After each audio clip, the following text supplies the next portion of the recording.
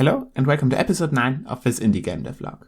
This week I will continue to work on a small village with fully simulated inhabitants. University is about to start again, and while that means that I won't have as much time, it will also mean that the time I have will be much more consistent, because I won't be going on vacations or learning for any exams. So hopefully I will finally be able to achieve my goal of weekly videos.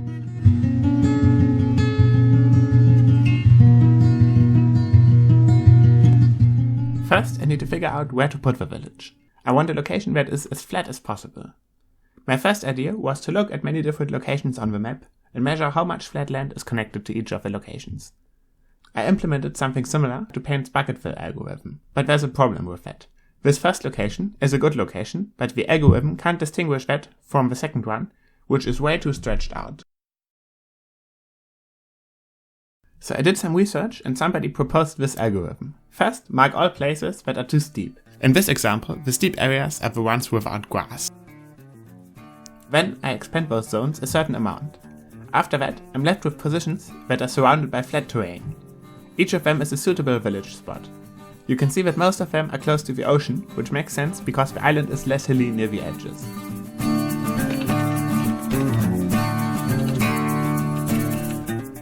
Next, I can place a road there. I do this by randomly selecting one of the possible locations and then determining the best direction for the road. In this example, you can see that it fits nicely between these two hills. I might try to do some more advanced things in the future, like curving the road to follow the terrain even better, but that doesn't seem necessary now. Tomorrow, I need to add some buildings to the side of the street.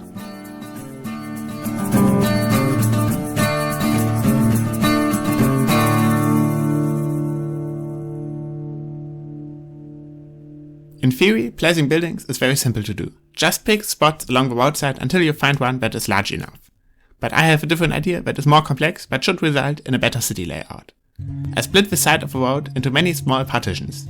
Then, whenever someone wants to build a house, I just pick a few adjacent partitions and give them to the builder. That way, I avoid gaps that would be caused by two houses being built close but not directly adjacent to each other.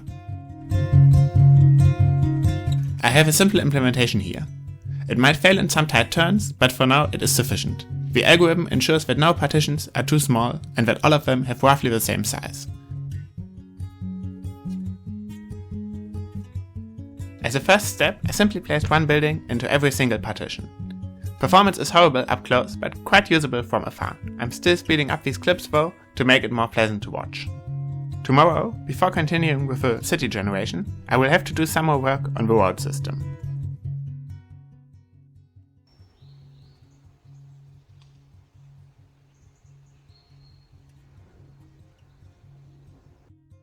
It's Monday morning, and I have about 2 hours until I need to go to the university. Hopefully that will suffice to do the changes to the road system.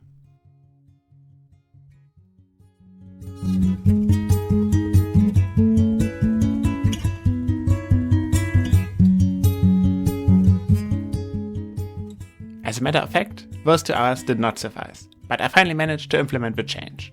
Roads are connected to junctions at each end and multiple roads can be connected to the same junction. Now I need to work on the partition generator again to handle these junctions properly. That's now done too. The corners were the only part that needed changing. Apart from that, it works almost exactly as the old one I wrote on Sunday.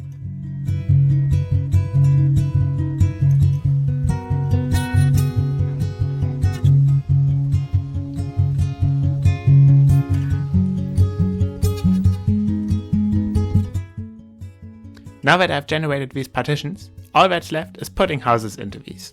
The houses you can see are generated from a few manually defined shapes.